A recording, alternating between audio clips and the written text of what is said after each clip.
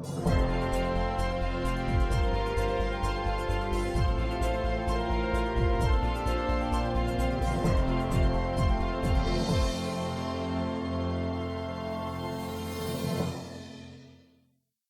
interested in what you think about this statement that was recently signed by 50 top generals and admirals saying that we can't rely on military power alone, calling on the candidates to all address ways to elevate and strengthen these non-military expressions and tools of global engagement. Did it surprise you to see something coming from those military leaders like that? That's No. a remarkable thing. Well, in one sense, maybe it is, but I'll tell you why I wasn't surprised.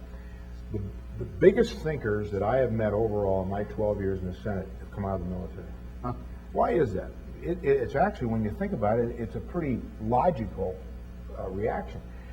Because the military is the one area in our government that's asked to do it all. The burdens that we put on the military are astounding. Not only do we ask them to fight and die, and their families to sacrifice, and by the way, that's only about 1% of the American public. We ask them to be surrogate mayors and surrogate ambassadors, Engineers, diplomats, and so we load it all on the military, everything. And so when you get these great thinkers, because they're the ones who have to carry it out, they have the burden.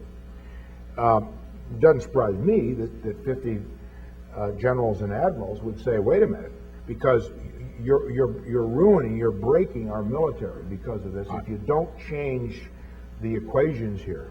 Are we leaning on them so much because our civilian agencies, the State Department, of which you might be the boss, if you're asked, doesn't have the tools? The State Department does not have the tools. Interesting speech that Secretary of Defense Gates gave out of Kansas State 3 months ago. Much of his speech was about how underfunded the State Department is, how underfunded our diplomatic efforts are. He said there are more members of the military, the American military, on a carrier battle group than all of the career professionals, foreign policy professionals in the State Department, in the world. And he said, one of the things we've got to do better, and this is part of what we're talking about and what I bring out in the book, is that before it gets to the point of military exchange, before we send soldiers in, we've got to do some front-end work on that that would stop some of that, and maybe an awful lot of it.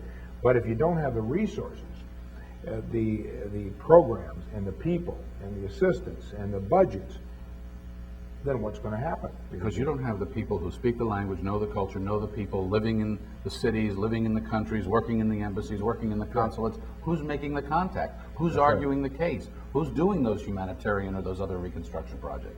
Nobody. That's exactly right. Now we're on a crash program, and all these young people here who are interested in foreign policy, they have tremendous opportunity ahead of them. Because the world is going to need this group of people like never before.